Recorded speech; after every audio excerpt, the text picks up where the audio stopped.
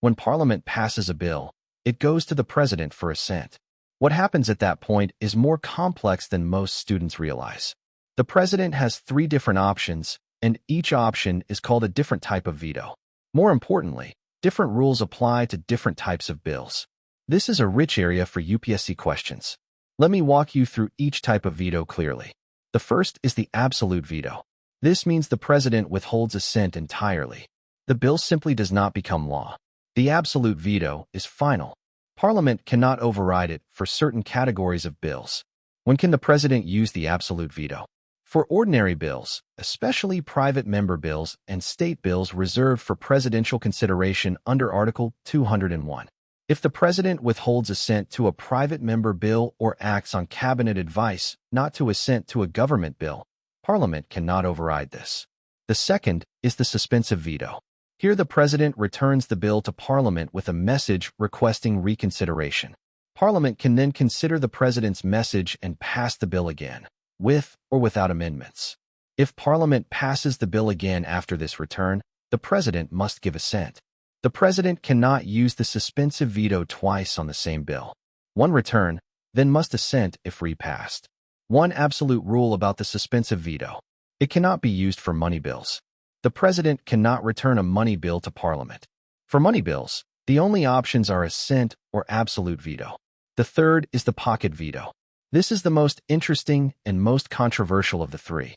The President neither gives assent nor returns the bill. The bill just sits there, pending, indefinitely. Why is this possible? Because the Constitution of India prescribes no time limit within which the President must act on a bill. This is a deliberate gap, or perhaps an oversight that has never been corrected by Parliament. The most famous real-world example happened in 1986. President Zail Singh received the Indian Post Office Amendment Bill from Parliament. He kept it pending. He never gave assent. He never returned it. He held on to it for months. Eventually, a new Parliament was formed and a new President took office. The bill lapsed. This was the pocket veto in action. Compare this to the USA, where the President has 10 days to act on a bill. After 10 days without action, if Congress is in session, the bill becomes law automatically. If Congress is not in session, the bill lapses. That is the American pocket veto. India has no such rule, which means our President can hold a bill indefinitely without any constitutional accountability. Now the rules for constitutional amendment bills. For these, there is no veto at all. Once Parliament passes a constitutional amendment with the required special majority, and state ratification is obtained where needed, the President must give assent. The 24th Amendment of 1971 made this explicit by adding Article 13, Clause 4. For your exam, 3 things to remember as the core of this section. Money bills cannot be returned. Only absolute veto applies to them. Constitutional amendment bills cannot be vetoed at all, must assent. Pocket veto arises from constitutional silence on time limits, not from an explicit provision. Now your MCQ. President Zail Singh in 1986 used which type of veto on the Indian Post Office Amendment Bill? Option 1. Absolute veto, by formally withholding assent with written reasons. Option 2. Suspensive veto, by returning it to Parliament with a message for reconsideration.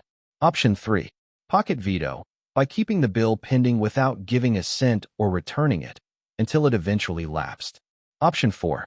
Constitutional veto, a special power available only to the President when a bill violates the Constitution. Think carefully. The correct answer is Option 3. President Zail Singh used the pocket veto by keeping the bill pending without assenting to it or returning it to Parliament. This is possible because the Constitution does not prescribe any time limit for the President to act on a bill.